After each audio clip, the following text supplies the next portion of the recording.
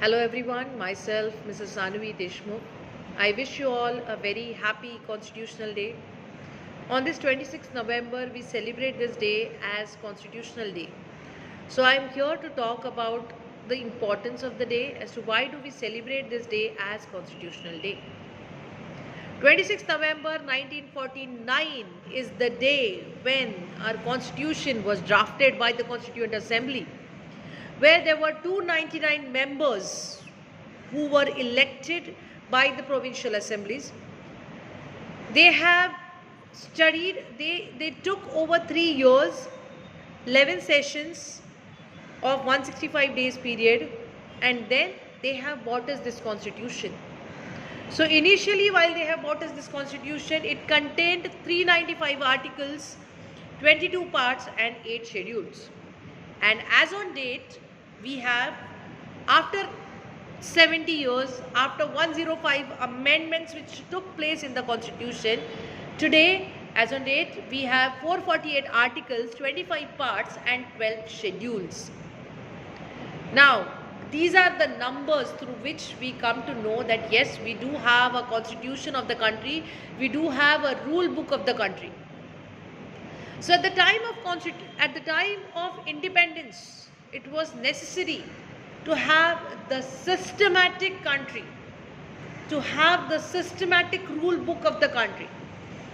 So, like any other country, in India also, we have drafted our own rule book that is to be called as Constitution of India.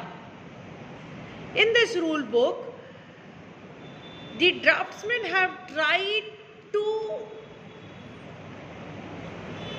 see as to how we can give equality to all.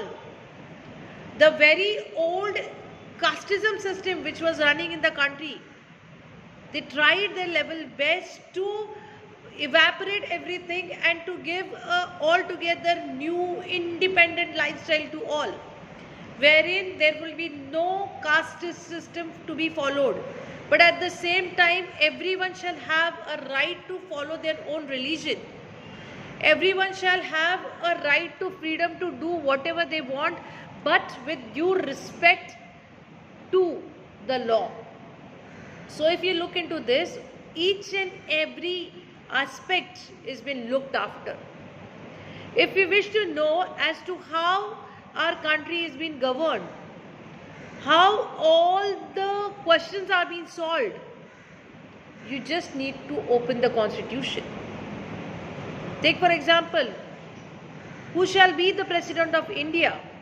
What shall be the qualifications of the same? Who will elect or who will select the President of India? All these things are written then in 1949 itself. So the draft was said to be ready on this date, and then it was enacted on 26th January 1950.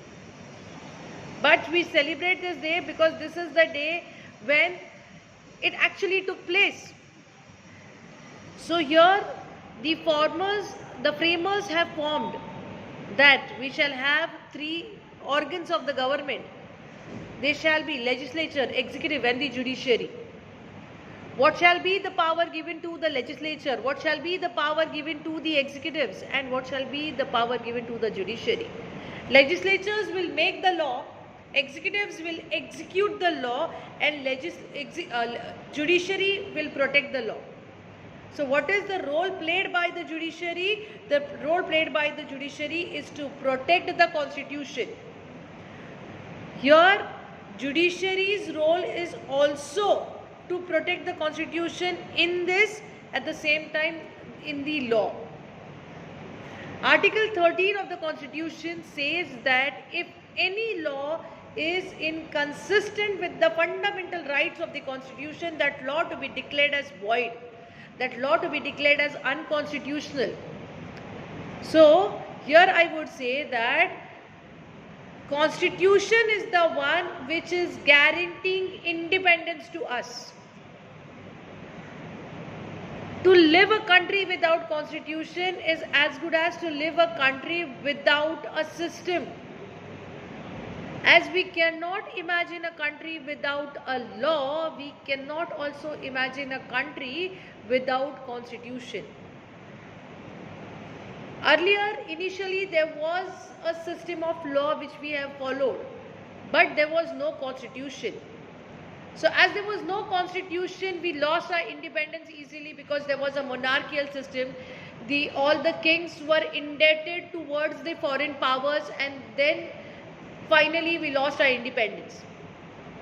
So after we have received independence in the year 1947, it was decided that again in future something like this should not happen again. And to protect our country from external powers, it is very, very important to have a systematic rule wherein the rulers shall protect the rights of each and every individual. So we can say through this constitution, the rights of individuals are protected. So in 1947 we have got independence, but we can say through this constitution truly we got independent. If we look into minute details of the constitution, each and every article of the constitution, you will find that yes, the framers have given a thought over the same as to what we should do, how we should do, what will happen if something like this happens. Now last year pandemic, we all were sitting at home.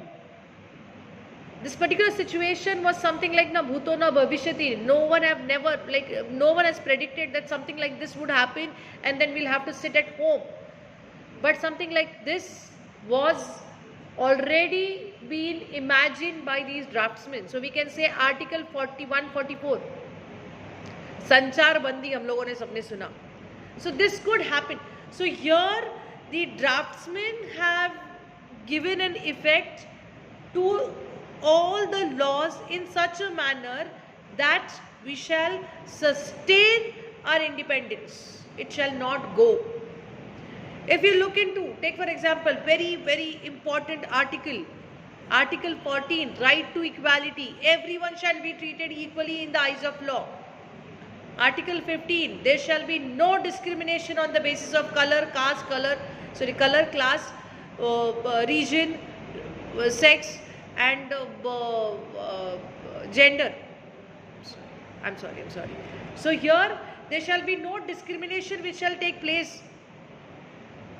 But at the same time they have also guaranteed reasonable classification. So reasonable classification has been guaranteed through which we can uplift the deprived classes of the society. And then we can bring them at equal level, and then we can guarantee constitution. Then we can guarantee right to equality to all. So in a way we can say Indian constitution is the one through which we are able to live this independence. Otherwise it would have been very difficult for all of us to enjoy the freedom the way we are enjoying today. So we should celebrate this day as Independence Day, we can say, because this is the day when all our rights were protected through this rule book. So once again I would say happy Constitutional Day to all, and thank you very much.